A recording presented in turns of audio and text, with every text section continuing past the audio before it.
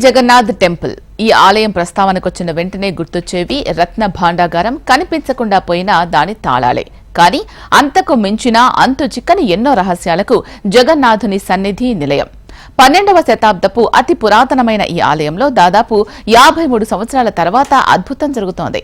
ఈసారి తిథి నక్షత్రాల ఆధారంగా చీకటి మందిరంలో జగన్నాథ, బలభద్ర, సుభద్ర, సుదర్శనుల రహస్య సేవలు చేపడుతున్నారు. అంతేకాదు ప్రతిష్టాత్మక రథయాత్ర తర్వాతి రోజు అతిపెద్ద మిస్టరీ రత్న భాండాగారం తలుపులు సైతం తెరుచుకోబోతున్నాయి.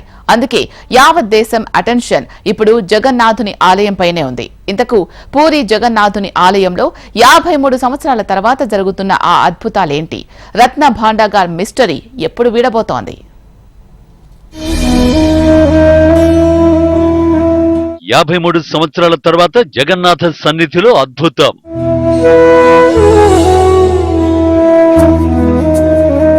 చీకటి మందిరంలో చతుర్థమూర్తులకు రహస్య క్రతువులు. కోట్లాది భక్తుల దశాబ్దాల కల నెరవేరే సమయం వచ్చిందా?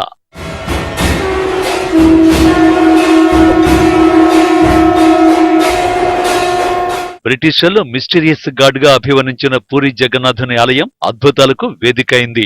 53 ఏళ్ల తర్వాత ఈసారి తిథి నక్షత్రాల ఆధారంగా చీకటి మందిరంలో జగన్నాథ, బలభద్ర, సుభద్ర, సుదర్శనులకు రహస్య సేవలు నిర్వహిస్తున్నారు.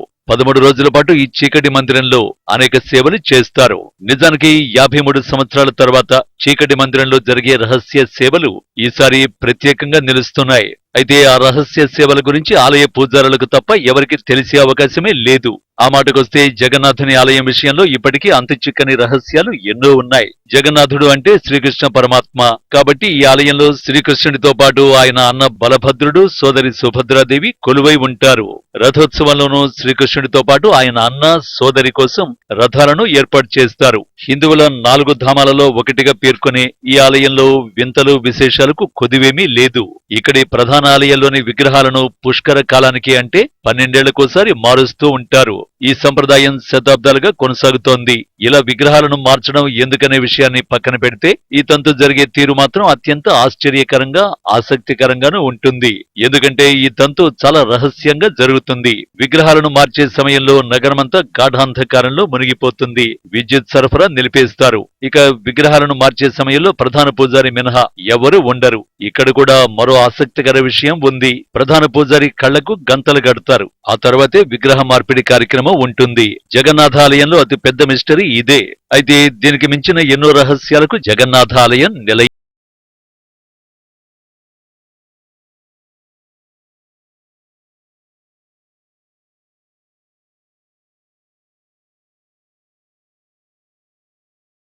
శ్రీ మహావిష్ణువు కలలో కనిపించి ఆదేశించిన ప్రకారం ఇంద్రద్యుమ్న మహారాజు పూరి ఆలయాన్ని నిర్మించినట్లు చెబుతారు. పాండవులు యమరాజు వద్దకు తమ ప్రయాణాన్ని ప్రారంభించినప్పుడు మోక్షానికి చేరువ చేసే చార్ధామ్ క్షేత్రాల్లో ఒకటైన పూరి జగన్నాథ ఆలయాన్ని దర్శించుకున్నారట. అంతటి ప్రాముఖ్యత ఉన్న ఆలయంలో సైన్స్ కు కూడా అందని రహస్యాలు ఎన్నో. వాటిలో మొదటిది ఆలయ శిఖరంపై రెపరెపలాడే జెండా. పూరి జగన్నాథ ఆలయంపై ఎప్పుడూ హిందూ మత చిహ్నాలతో కూడిన జెండాలు కనిపిస్తాయి. ఇందులో ఆశ్చర్యం ఏముంది అనుకోకండి. అసలు రహస్యం ఇక్కడే ఉంది.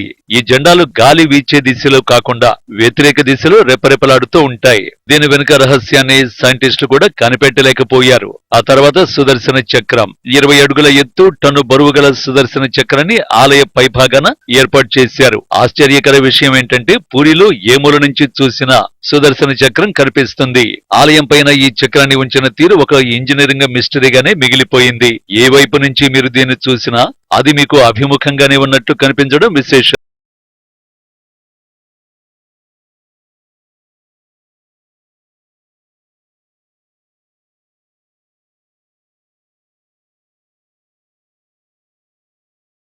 మరోవైపు పూరి జగన్నాథుని నిలయంపై నుంచి విమానాలు మాత్రమే కాదు, పక్షులు సైతం ఎగరవు. దేశంలోని ఏ ఆలయంలోనూ ఇటువంటి అంశం కనిపించదు. ఏ ప్రభుత్వము దీనిని నో ఫ్లయింగ్ జోన్ గా ప్రకటించలేదు. ఏదో తెలియని అతీత శక్తి కారణంగా ఇది నో ఫ్లయింగ్ జోన్ గా పరిగణించబడుతుంది. దీనికి ఇప్పటికీ శాస్త్రీయ వివరణ లేకపోవడంతో రహస్యంగానే మిగిలిపోయింది. ఆలయ నిర్మాణం కూడా అద్భుతమే. రోజులో ఏ సమయంలో కూడా ఈ ఆలయం నీడ కనిపించదు. ఇది అప్పటి ఇంజనీరింగ్ అద్భుతమా లేక దైవశక్తి కారణంగా జరుగుతోందా అనేది అంతు చిక్కని విషయం. ఇక జగన్నాథుని ఆలయానికి 4 ద్వారాలు ఉంటాయి. వీటిలో సింహద్వారం ఆలయ ప్రవేశానికి ప్రధాన మార్గం. ఈ ద్వారం గుండా ఆలయంలో ప్రవేశించినప్పుడు శబ్ద తరంగాలను స్పష్టంగా వినొచ్చు. ద్వారం నుంచి కాస్త వెనక్కి నడిచి బయటకు వస్తే ఆ శబ్దం వినిపించదు. ఇది భక్తులకు ఓ అద్భుతంలా అనిపిస్తుంది. సాధారణంగా సముద్ర తీరంలో ఉదయం పూట గాలి సముద్రం నుంచి భూమి వైపు, సాయంత్రం వేళ భూమి నుంచి సముద్రం వైపు వీస్తుంది. కానీ పూరీ సముద్ర తీరంలో మాత్రం దీనికి పూర్తి వ్యతిరేక దిశలో జరగడం సైన్స్ కూడా అంతు చిక్కని మిస్టరీగానే మిగిలిపోయింది.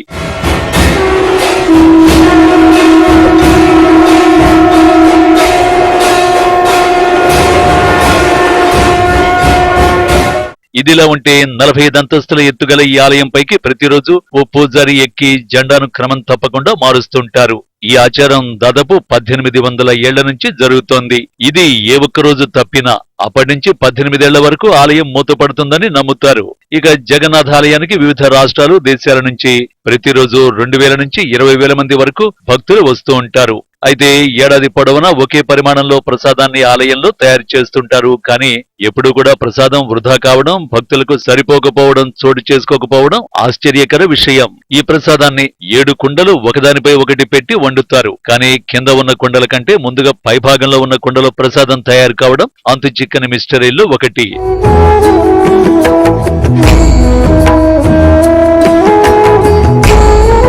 He have a very big eyes, full of the love, and he want to unite all the people. Who is a Jagannath? Evening time will be Ganavesha. Ganavesha means like a Ganapati. Jagannath is Sarva Rupa Dhara, means with the Lord. Everybody who worship Ganesh, Durga, Shiva, Parvati, Buddha, they can worship to Jagannath. Jagannath would unite all people in divine love. This is a Jagannath, Lord of the universe, and Sarva Rupa Dhara.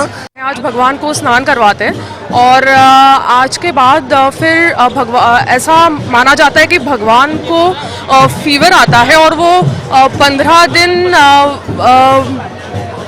उनके दर्शन नहीं होते। 15 दिन मंदिर बंद रहता है और 15 दिन के बाद फिर रथ यात्रा निकलती है। साथ ही में ऐसा भी मान्यता है कि भगवान जी अपने मासी जी के यहाँ जाते हैं और फिर वो 15 दिन के बाद पूरी वापस आते हैं।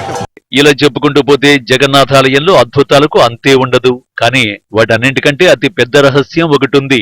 అదే రత్న భాండాగార్. కేరళలోని అనంత పద్మనాభ స్వామి మాదిరిగానే ప్రముఖ శ్రీక్షేత్రం జగన్నాథాలయంలోనూ అపార సంపదలు ఉన్నాయని నమ్ముతారు. ఆలయంలోని రత్న భాండాగారంలో అంతు చిక్కని నిధి నిక్షేపాలు ఉన్నట్టు చరిత్రకారులు చెబుతారు. అయితే 40 ఏళ్లుగా రత్న భాండాగారం తెరవలేదు. 50 ఏళ్లకు ముందు ఆ తలుపులు తెరిచిన నిలువెత్తు సంపదను అంచనా వేయలేకపోయారు. ఆ తర్వాత తెరుద్దామన్నా కుదరలేదు. దీనికి కారణం ఆ పురాతన రత్న భాండాగారం తలుపులకు సంబంధించిన తాళం కనిపించకుండా పోవడమే.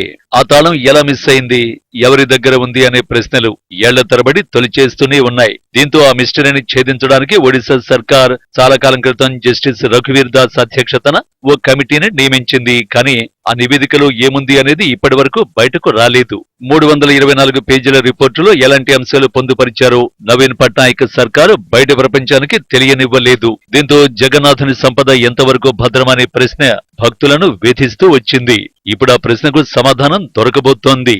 అది కూడా రథయాత్ర ముగిసిన తరువాతే.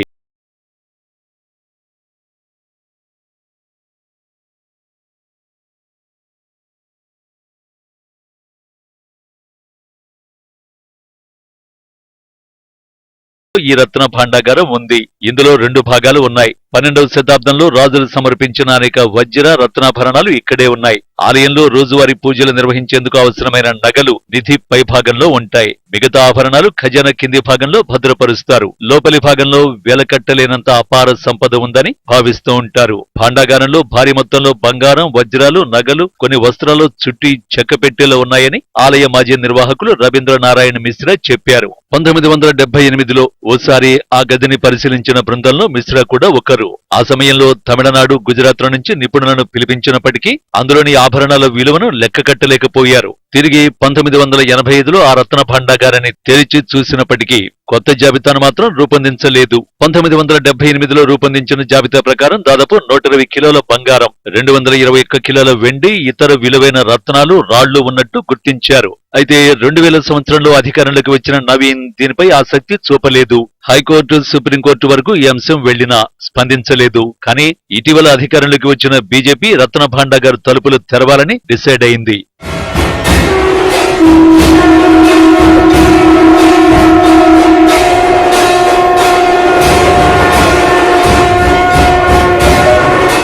ఇటీవల జరిగిన ఎన్నికల్లో తాము అధికారంలోకి వస్తే రత్న భాండాగారం తలుపులు తెరుస్తామని బీజేపీ హామీ ఇచ్చింది. హామీ ప్రకారం జూలై 8న అంటే రథయాత్ర ముగిసిన తర్వాత రత్న భాండాగారం తలుపులు తెరుచుకోబోతున్నాయి. ఈ నెల 19న పూరిరాజు గజపతి దివ్య సింగ్ దేవ్ నేతృత్వంలో పాలకవర్గ సమావేశం జరిగింది. ఆ సమావేశం తర్వాత ఏఎస్ఐ సూపరింటెండెంట్ గడనాయక్ జూలై 8న రత్న భాండాగారం తలుపులు తెరవబోతున్నట్టు ప్రకటించారు. ప్రభుత్వ ఆదేశాల మేరకు తలుపులు తెరిచి మరమ్మతులు చేస్తామన్నారు. ప్రస్తుతం జరిగే మరమ్మతులు ప్రభుత్వం ఏర్పాటు చేసిన కోర్ కమిటీ, టెక్నికల్ కమిటీ నిపుణుల సూచనల మేరకు జరుగుతాయన్నారు. దీనికి ఎన్ని రోజులు పడుతుందో గడనాయక్ స్పష్టత ఇవ్వలేదు. పురుషోత్తముని ఆభరణాల లెక్కింపు అంశంపైన పూర్తి క్లారిటీ ఇవ్వలేదు. అయితే రత్న భాండాగారం తలుపులు తెరవనున్నట్టు ప్రకటించడంతో భక్తులు హర్షం వ్యక్తం చేస్తున్నారు. బీజేపీ సర్కారు ఇచ్చిన హామీ నిలబెట్టుకుంటుందని సేవాయత్తులు తెలిపారు. ఏది ఏమైనా రత్న భాండాగారంలో ఉన్న నిధిని లెక్కించడం త్వరగా జరిగే ప్రక్రియ కాదని నిపుణులు సైతం అభిప్రాయపడుతున్నారు. మరి ఇలాంటి సున్నిత అంశాలపై ప్రభుత్వం ఎలాంటి నిర్ణయం తీసుకుంటుందో చూడాలి.